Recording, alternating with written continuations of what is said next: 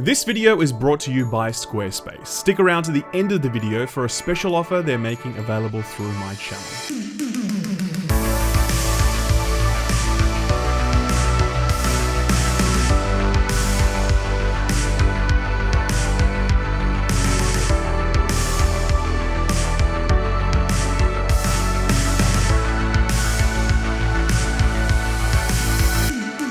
2019, ho, what a year. You know, there's this narrative doing the rounds at the moment that 2019 wasn't a good year because it didn't produce one of those like definitive Game of the Year titles like God of War or Red Dead or Fallout 76. Games that so clearly stood out above their peers that they came to define the years that they were in, and they felt like the medium of video games were kind of being violently shoved forward by these singular titles alone. And there's been one thing that people have been noticing since the very first trailer was revealed, and that is that the horses have realistic testicles that are fully animated. Yeah, there are some golden gaming years like 1998, like 2004, but for the most part, video game years are just pretty good years. They aren't shit, but they aren't knockout either. And I think that's exactly where I'd put 2019. It's not shit, but it's not fantastic. It's just, it's pretty good. Because looking back over my top 10 list for 2019, I'm going to tell you right now that more than a few of these games are going to stay with me for a long, long time to come. As I move further and further up the list, each of them becomes more thought-provoking and more meaningful to the medium of video games, enlarging genres, modes of storytelling, redefining gameplay loops, or arriving at entirely new loops altogether. 2019 may not go down as one of the best years in video game history, but it certainly left us with quite a few messages and lessons that I think other years will carry forward in the future. So, ladies and gentlemen, without any further ado, let me show you my top 10 games of 2019. But first,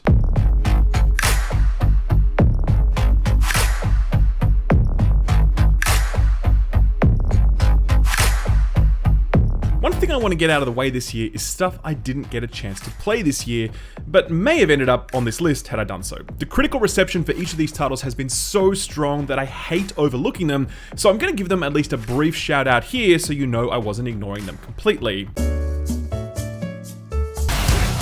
Cash up front. This I like. The water needs turning on and those toilets need flushing.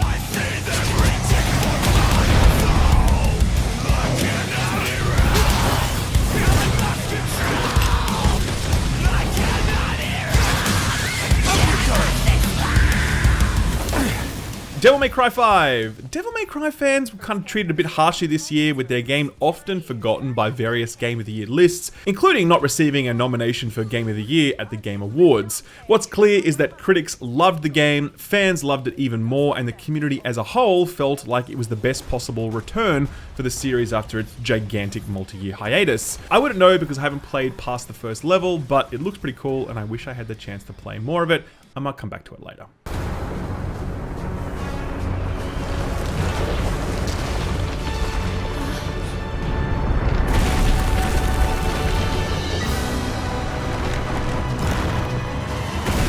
Iceborne, man, I am bummed that I did not get the chance to play this one. This got released around the same time as pretty much every other game ever, so I simply didn't have the chance to try it.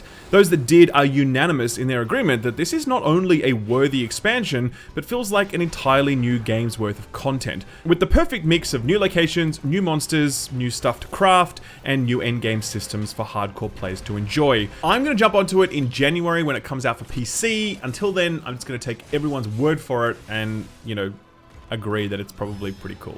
More than likely. They've declared a state of emergency. You're up. Move out. Roger. Astral Chain. Now, who doesn't love Platinum games? No, seriously though, like, who doesn't like Platinum games? These people do not exist because Platinum consistently makes good shit. Apparently, Astral Chain is no exception, with great Platinum action and plenty of weeb bait to sink your teeth into if that's your sort of thing. That is my sort of thing, so I'm kind of sad that I didn't get a chance to play this one. I certainly will be coming back to it in the future because the Metacritic and the community reaction all say that this is unmissable.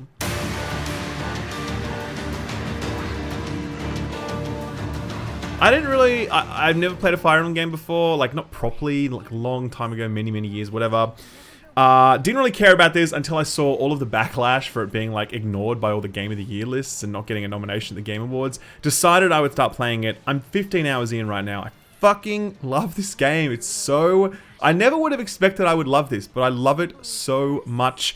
It's just like Harry Potter meets weird child soldier thing meets everyone's hitting on you, and it's waifu simulator meets a good strategy game. Like, it's just all of these things all together, and I'm loving it. So I can't put it on my Game of the Year list because I've only played 15 hours of it. I haven't finished it, but so far so good, man. And I can understand why like a lot of people want to be buried with this when they die. And with that, on with the list.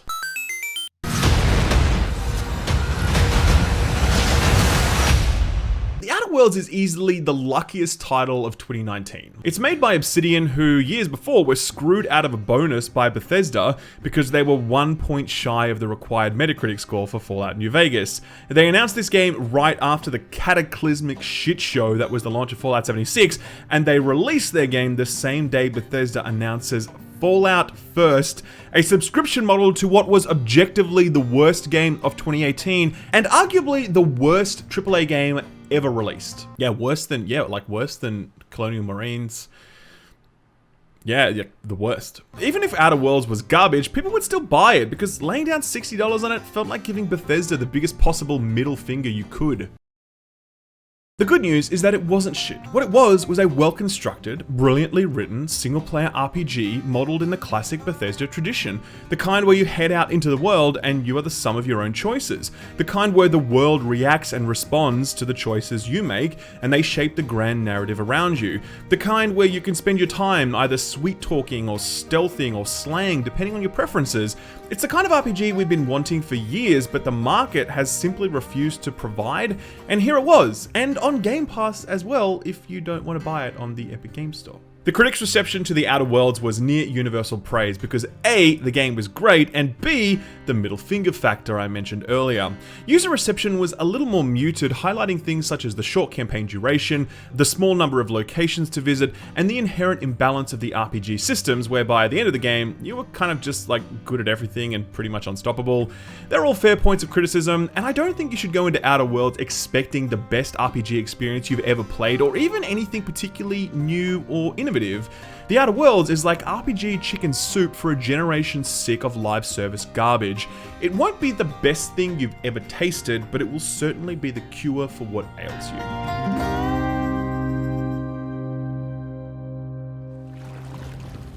Amicia, I want to see Mommy. Hugo. I want her to come back. I'll carry you. Mommy is dead, Hugo. You'll never see her again. Go away! Hugo, no! Leave me alone. Don't take too long. I hate you. It's for your own good, Hugo. I'm sorry, I'm sick. They've come back. Everything is alright now. I think I heard about A Plague's Tale: Innocence about a week before it came out when I saw a trailer and thought, that's a really pretty looking game for an indie game. And by God, is this game pretty. Like, I really can't believe that this little known studio of a few dozen people managed to make what was one of the best looking games of 2019, combining stunning gothic scenery with atmospheric lighting and some top tier facial animations to deliver a game that kind of felt like a dark portrait in motion. You know the way that Dark Souls always strives to achieve that kind of beautiful decay? That's what A Plague's Tale does here, only they do it against a totally different backdrop and with a completely different cast of characters. In A Plague's Tale, you play as Amicia, protecting your brother Hugo from the church as they pursue him for his divine blood.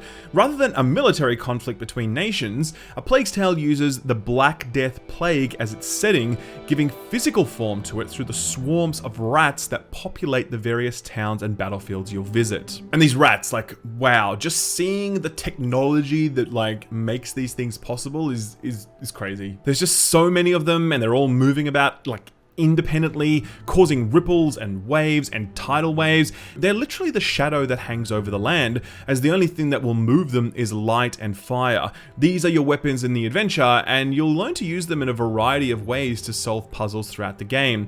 There's really no combat in A Plague's Tale, one or two scripted encounters at best. The rest is stealth and puzzle solving as you try and avoid conflict rather than face it head on. I think it's easy to look at a game like A Plague's Tale and focus on all the things that it's not not doing. It isn't action-packed, it isn't fast-moving, it isn't open world, it isn't an RPG, and it's only about 6 to 8 hours long.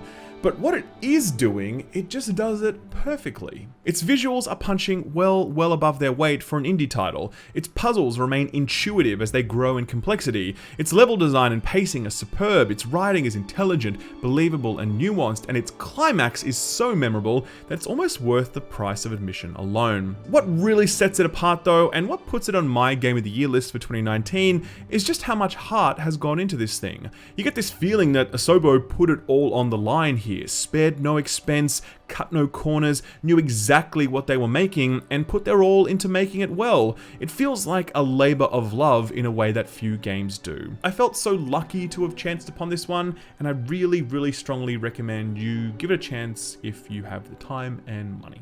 Here we go! Banjo-Kazooie is dead. It's been dead since Banjo-Tooie. Maybe it was dead before then. Maybe Banjo-Kazooie was the last real Banjo-Kazooie game. I don't know. But regardless, that's dead and it's never coming back. That feeling that Banjo-Kazooie gave you, I thought I could never experience that again. I thought, okay, well, I've grown up now, so those sorts of games, if they do exist, they aren't going to evoke that sort of feeling in me anymore. Those games aren't for me. Luigi's Mansion 3 made me believe again.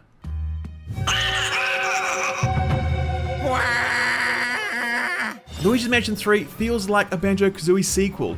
In aesthetic, in sound design, in level design, in characterization, in boss design. All of it feels like the natural evolution for the Banjo-Kazooie formula.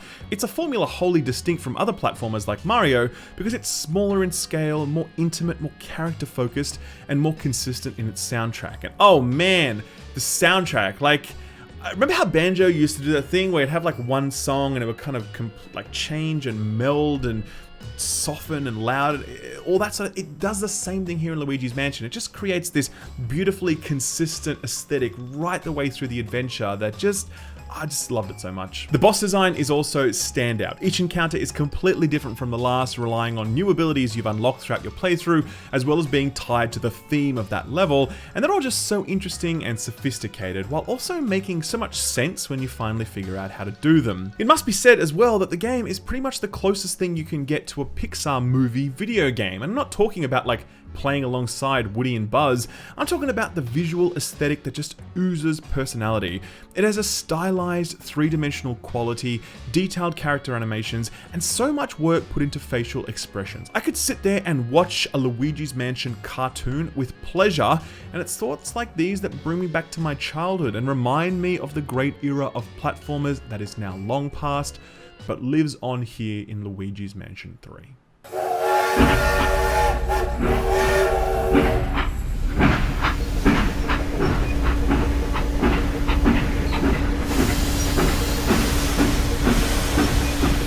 It makes me very sad to see how little love Metro Exodus is getting in Game of the Year lists for 2019. It's probably because the game came out in February and it had a sort of niche appeal. It could also be the fact that it was the first major title to go Epic exclusive, starting a trend that would go on to be one of this year's most divisive realities. All of this aside, Metro Exodus is absolutely one of the best shooters released this year, and in my view, one of the best games released this year, representing a major step up for 4A Games from being a fledgling studio struggling under tremendous hardship to a fully fledged AAA enterprise operating at scale and producing a world-class shooter. Metro Exodus continues the story of Artyom, a resident of the Moscow Metro tunnel network who fights to survive against both rival factions and a host of mutated enemies. Unlike the first two games, Metro Exodus takes the show on the road, escaping the cramped and linear metro tunnels in favor of open-world hub design, with your train spiriting you between different locations as the story progresses. It also has some of the worst Russian accents of all time. We are at a crossroads, so to speak, where everybody can help but wonder. What next? Where do we go from here? Many worried that Metro Exodus's move to the open world would betray the roots of the franchise, forsaking the claustrophobic horror of the Underdark for generic open world busy work and fetch quests. Luckily, no such betrayal occurs. Each new area in Metro Exodus is an open expanse that serves to connect the smaller, more intimate spaces that Metro fans have come to expect. The desert map has crumbling ruins, an underground communication center, a watchtower, a dry dock ship, and a towering Mad Max-inspired enemy base. Each of these are twisting, turning, intricate areas that equal or better whatever the tunnels of Moscow had to offer. On top of this, Metro Exodus brings a radical uplift across almost the entire range of game systems. Sound design is leagues better than the canned weapon sounds of yesteryear. Gunplay is much tighter and more satisfying. Movement and traversal feels much more fluid, though perhaps a little slow given how large some of the world spaces are. The ability to craft on the fly is great. Voice acting is... yeah, it still kind of sucks a lot, but I've heard worse. New Paroski. At its core, Metro Exodus is easily the most tense, atmospheric, and I think immersive shooter of 2019. If you're after something slow, methodical, ponderous, and often frightening, you will absolutely love this. If I was to rate games based upon how much impact I think they'll have on the future, I would have ranked Disco Elysium at probably like number 2 on my list this year. Disco Elysium is an RPG of rare vision and quality, a game that genuinely challenges some of the basic tenets of RPG design, and in doing so, opens our minds to new possibilities. It's a really rare game that can accomplish that sort of thing.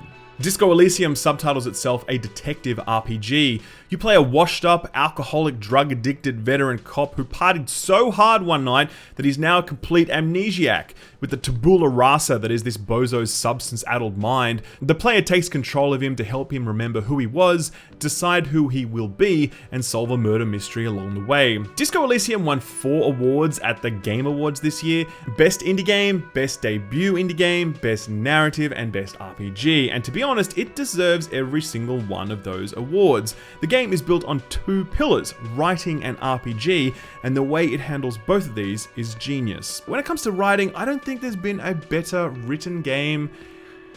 I seriously don't know since when. Like, it's that good. It really is. Red Dead 2 achieves brilliance in its writing through characters, dialogue, slow burn storylines, and deep thematic underpinnings. It feels like beautifully constructed Oscar bait, as much a movie or TV as it is a game.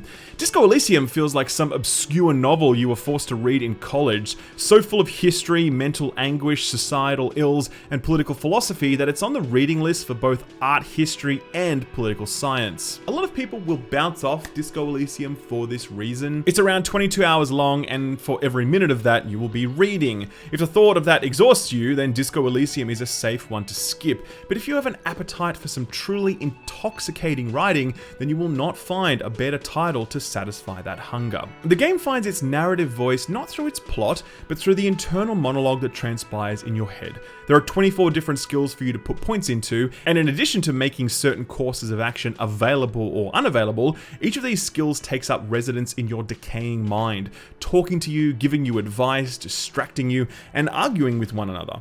The experience of Disco Elysium is one where the voices in your head just won't shut up, and it's up to you to determine whether to listen to them or ignore them.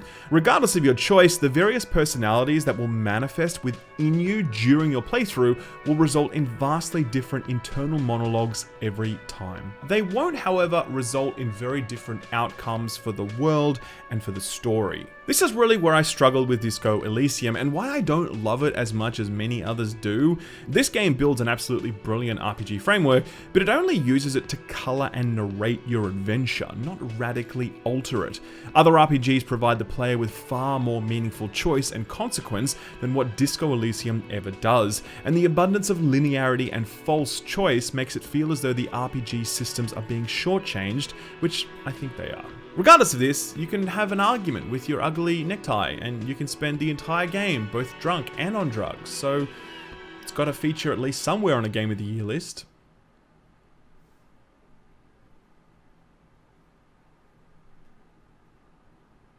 Resident Evil 2.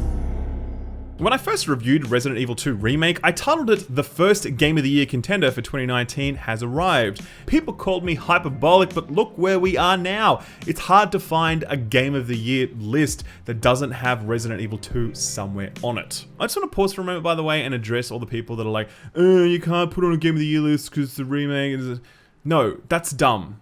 Okay, moving along. Resident Evil 2 Remake is both a testament to the enduring genius of the original Resident Evil 2 and a testament to the incredible team of developers who, in the remake, managed to capture both the spirit of the original while imbuing it with a renewed vigor and relevance. That could not have been an easy balance to get right. Resident Evil 2 Remake shines in its recommitment to the origins of the survival horror genre. Small levels, very little ammo, great puzzles, and gripping story. From the first moment you arrive at Raccoon City until the moment you escape, Resident Evil 2 feels like a perfectly directed Hollywood horror flick, never going too far in its efforts to terrify or unsettle you, while also keeping the tension levels high at every point. The introduction of Mr. X into the first playthrough mirrors the choice made in Resident Evil 3 Nemesis, where the game was built around his omnipresence and the risk he could burst through any wall or door at any point in time. Need this!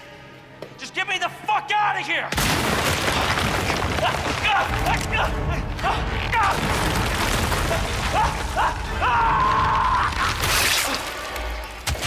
On top of this, the remake goes to great lengths to smooth out many of the rough edges that the survival horror genre is known for. Inventory management is streamlined, items are easier to use, save checkpoints are better, gunplay is vastly better, movement feels more fluid, voice acting and performance capture is more authentic and believable. They all seem like minor improvements, I guess, but they really add up in a genre that's kind of like always struggled under the weight of these different things since the first time these games existed. You know, I'm really scratching my head to think about why this game is number 5 on my list, considering that it really didn't do anything new or innovative. It's kind of just like a really cool survival horror game, and there are all these other games that did way more, sort of like, you know, more sort of breakthrough, whatever. The thing is, I just really liked it. Like, I just really liked this video game a lot. It wasn't the most breakthrough thing ever. It wasn't revolutionary. It wasn't particularly innovative. It was just a fucking cool zombie game that felt fresh and that I really loved. And that's it. I mean, at the end of the day, fun is really the most important thing with video games. Or is it?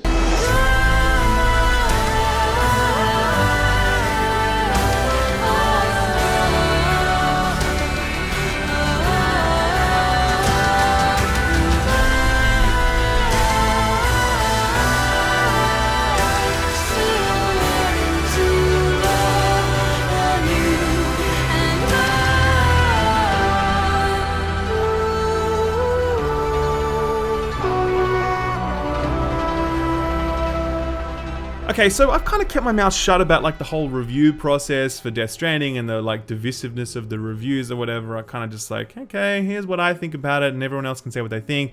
But I'm going to tell you what I think about like the review-scape, okay? Here's what I think. IGN copped a lot of flack for their Death Stranding review when they gave it a 6.7. Mass downvotes, rage all over Reddit and forums and Twitter and whatever, but the truth is, that was a good review of Death Stranding. I didn't agree with it, but it clearly understood what Death Stranding was. It engaged it on those terms. It spoke Death Stranding's language and gave it the recognition it deserved. They didn't like it much, but they were able to see that there's a lot of interesting shit going on here, and they felt it was either held back by missteps, or it was simply so esoteric in its appeal that it won't be to everyone's tastes. Totally fair review, in my opinion. In contrast to this, you had all these publications just shat all over it mercilessly, like giving it 3 or 4 out of 10, or refusing to like review it at all. People who for paragraph upon paragraph just went on about how boring it is, or how the walking is stupid, how it's annoying when you drop your packages, how slow it is to move through the snow, how frustrating it is that you can't drive your van up a mountain. I mean, come the fuck on, like what are you doing reviewing video games if you can't grasp the simple concept of context? If I played Euro Truck Simulator, I'd find it boring because that shit is boring.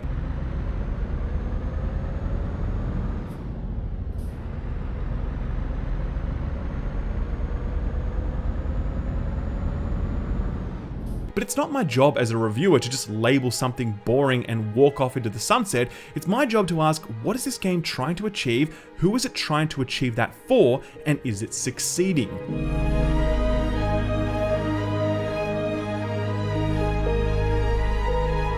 Death Stranding is an incredible achievement of vision and technical accomplishment. You have an entirely new gameplay loop based upon environmental traversal that no game has ever done before. You have terrain and environment design that we have never seen before. You have a suite of environmental tools that have never appeared in a game before.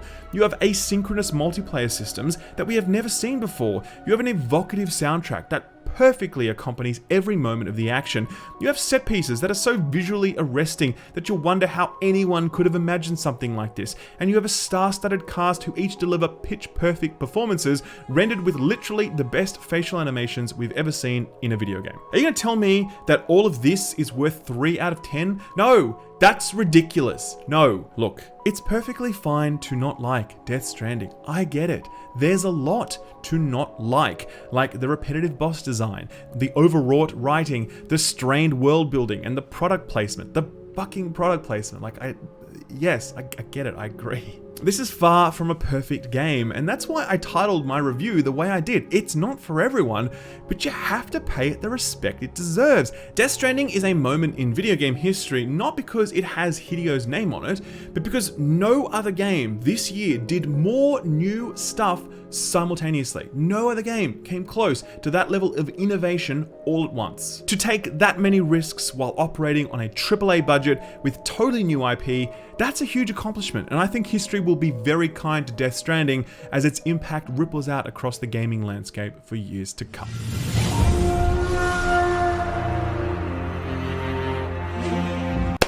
Okay, so the biggest skill up meme for 2019 is, where's the Sekiro review? So let's talk about what happened with the Sekiro review. The honest truth is that I came to Sekiro about 2 weeks after it was out. I finished it in about a week, and then I started writing, and I had a lot to say about it, but I didn't like anything I wrote. I just didn't want to shit out a review that I wasn't happy with for so important a game, so I kept coming back to the draft again and again, with longer and longer breaks between each revisiting. Eventually, the impression was less fresh in my mind than I would have liked, and I was left only with my notes, which speak to the frustration of the individual experiences, rather than to the grander and more endearing whole.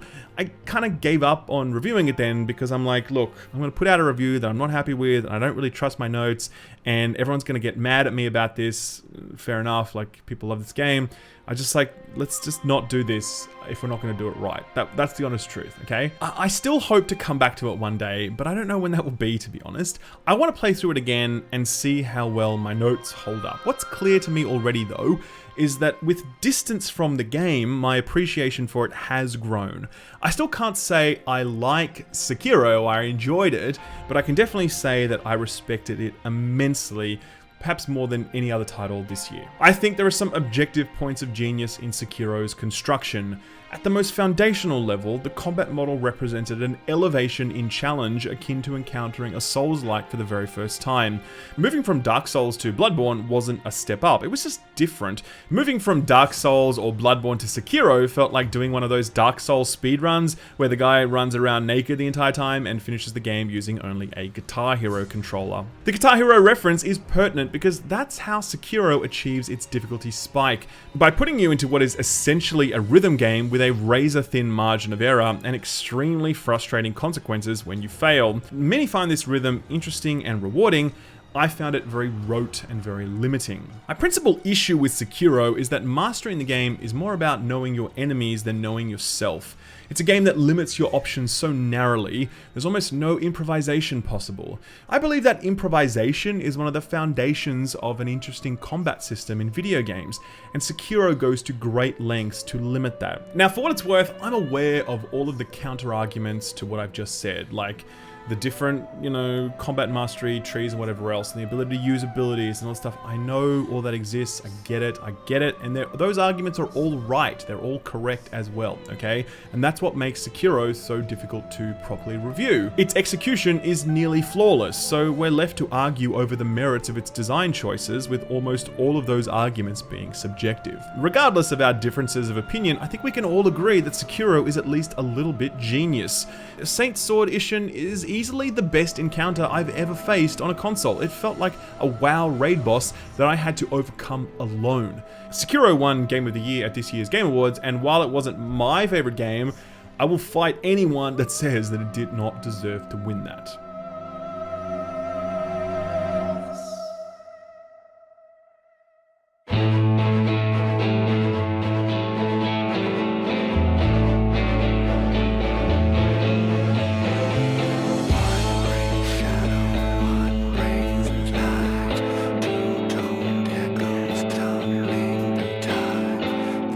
As of right now, I have over 500 hours invested in Final Fantasy XIV. I started playing it in July of this year, where I streamed almost my entire 0 to 80 leveling journey, finally dinging max level at 362 hours and moving straight into the endgame after that. It's an impossible barrier to entry and easily the biggest weakness of the title. You can buy a skip if you like, but doing so is somewhat akin to buying a copy of Red Dead 2 and paying to skip to the last mission. Not only would that be a waste of money, the final mission would mean absolutely nothing to you when you played through it. And make no mistake, no game has come to mean more to me this year than Final Fantasy XIV. I started the journey expecting some long, boring, grindy weeb fest, and what I got was, well, exactly that. But I also got all this other stuff.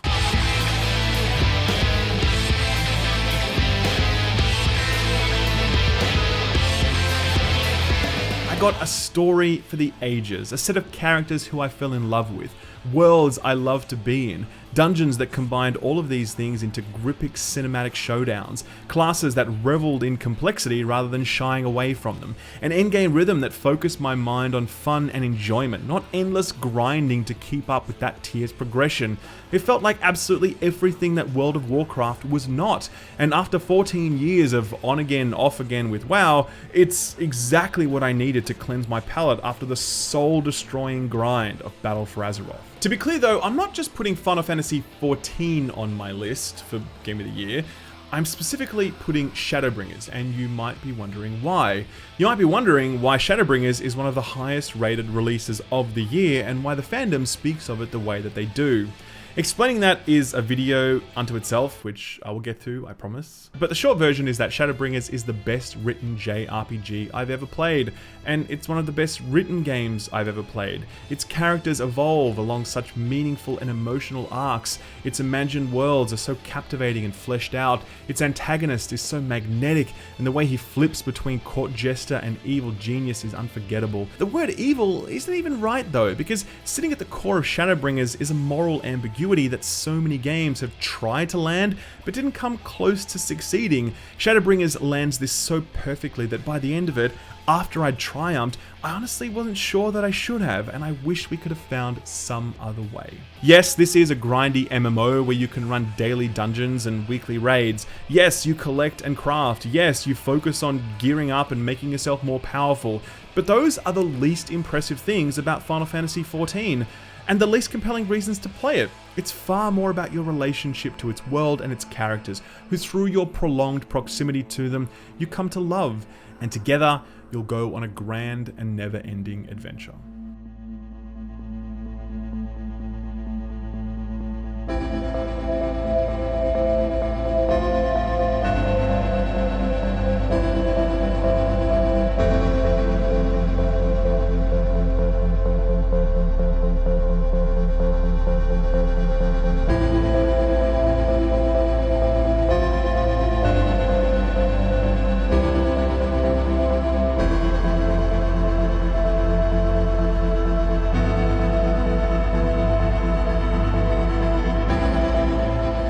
There are two types of people in the world. People who have played the Outer Wilds And then people who think that some other game deserves Game of the Year for 2019. And no, I'm not even close to joking.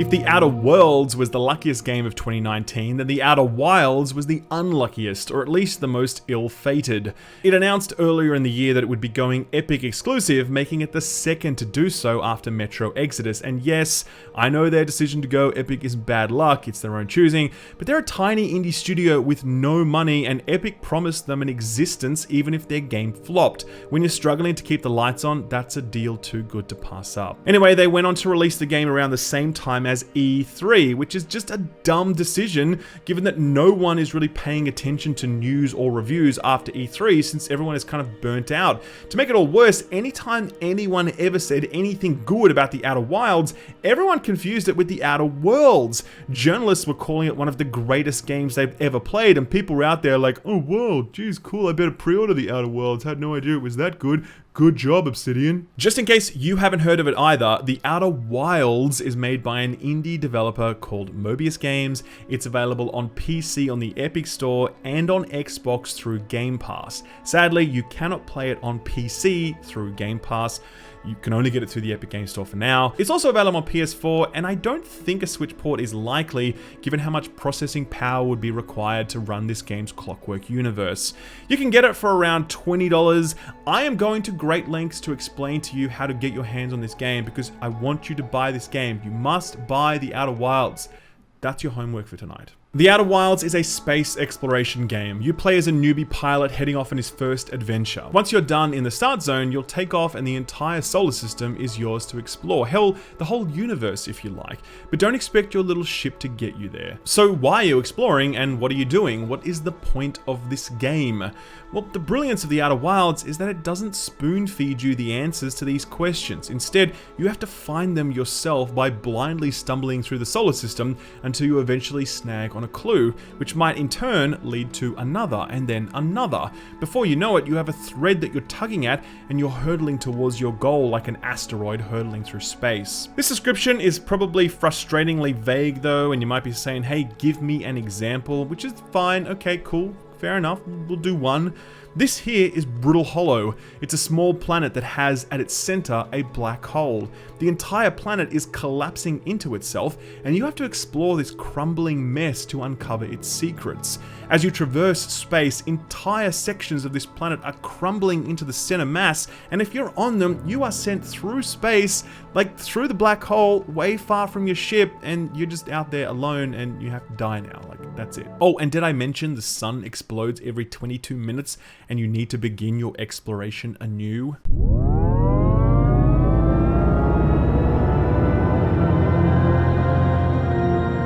The Outer Wilds clockwork universe is one of the greatest environments in video game history.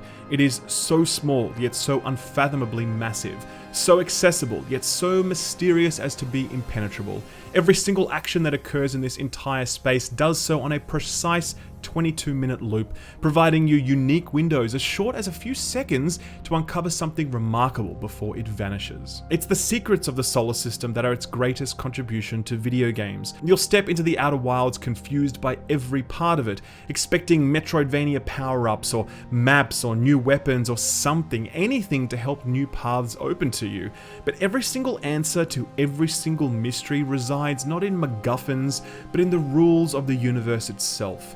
Quantum physics, the laws of motion and acceleration, time and space, gravity propulsion, sound waves, electromagnetism, as though the laws of science themselves have been gamified. Completely unique to the Outer Wilds is a revolutionary approach to game design whereby player power and progression comes from understanding the rules of the world more deeply and then utilizing those rules to solve problems. Look, I know how this sounds. This review is shit. It is. It's shit because you can't really explain the Outer Wilds at all without ruining it, and you know, there's just so much to talk about. I'll just say that I have not had my mind blown this way since I first saw Mario 64, when my mind first grasped the idea and possibility of what 3D graphics like that could mean, and I had to realign in my own head my understanding of what video games should be doing. It's like that with the Outer Wilds. Every single game I play now, I think to myself, I wish it was doing those things that the Outer Wilds does. I think that all the time now. It has a design philosophy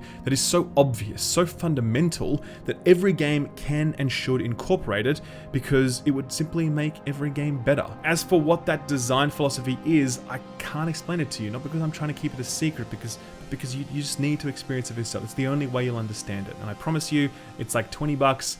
There's no way you're going to spend a better $20 on video games than you will on the Outer Wilds. Not Worlds, still pretty cool, but Wilds, okay? Outer Wilds.